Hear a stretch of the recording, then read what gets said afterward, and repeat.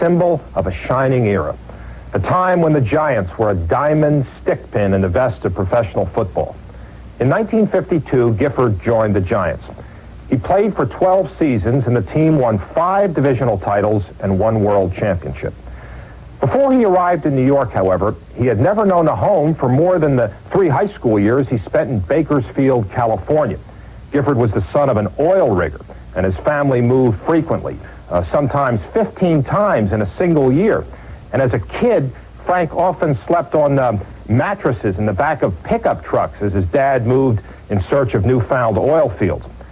In 1948, he enrolled at the University of Southern California on a football scholarship. And while in school, he appeared briefly in 2 motion pictures that might have been named for him, Saturday's Hero and The All-American Boy.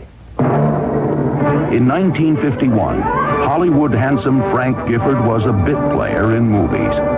But as a tailback for the Southern Cal Trojans, he played the leading man and perfectly fit the role of All-American. The next year, this golden boy from the Golden West was gift-wrapped and presented to the New York Giants in the NFL draft. He carried with him an aura of style and glamour that no university offered in its curriculum. When I arrived at the Giants' #1 draft pick, my wife was the centerfold of Argosy magazine at the time. I was the #1 draft pick. There was a lot of talk about my working in movies. I guess I was a good-looking guy. There wasn't any real resentment on the part of the players, I don't think initially. This handsome hero of girls' dreams and boys' ambitions became the most versatile running back of the 1950s.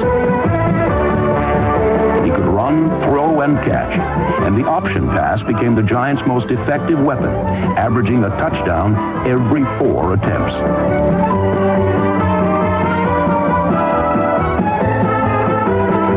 Gifford began his career as a defensive back and ended it as a receiver.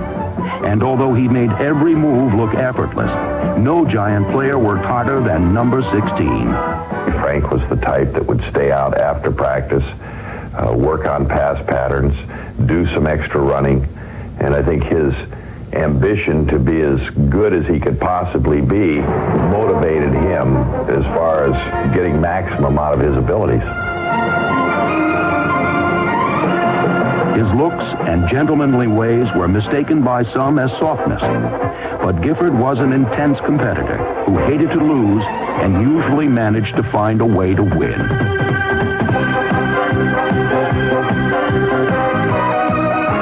Frank was a thinking football player that always aware of what defenses they ran and always able to come up with something and come in the huddle and tell you something. I like that.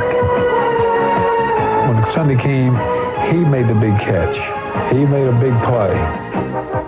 He might not catch but 2 balls a game, but one of them was one that he shouldn't have caught, and he did catch it.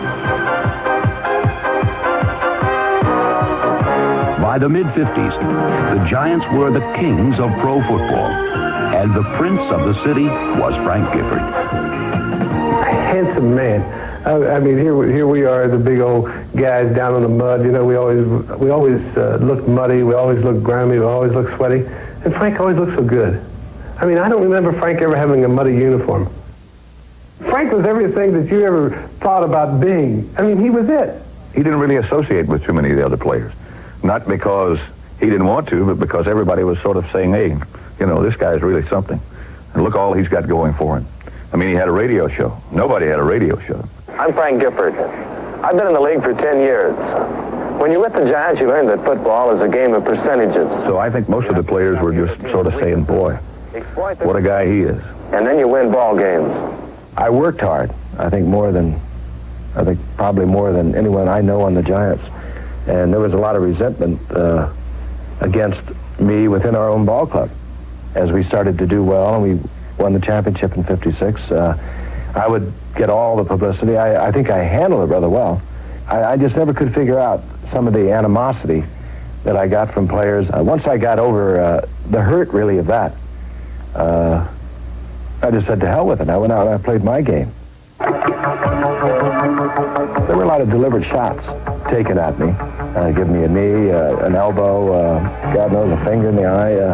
If I'm working against somebody who's emotionally involved with something else, and part of that is, well, I'm going to put that no-good yo-yo freak from California out of the game, I'm going to beat that guy 9 times out of 10. He aspired to great deeds and possessed the confidence that he could accomplish them. For 8 seasons, he ignored the cheap talk and escaped the cheap shots. But in 1960, he was hospitalized after a clean hit by concrete Charlie Bednarik. Bednarik's hit on Frank was the greatest tackle I've ever seen. I mean, you know, I used to stay up at night thinking about hitting a guy like that. Frank was not looking at Bednarik. He should have been looking for him because Charlie could hit, and something's got to give, and it was Frank.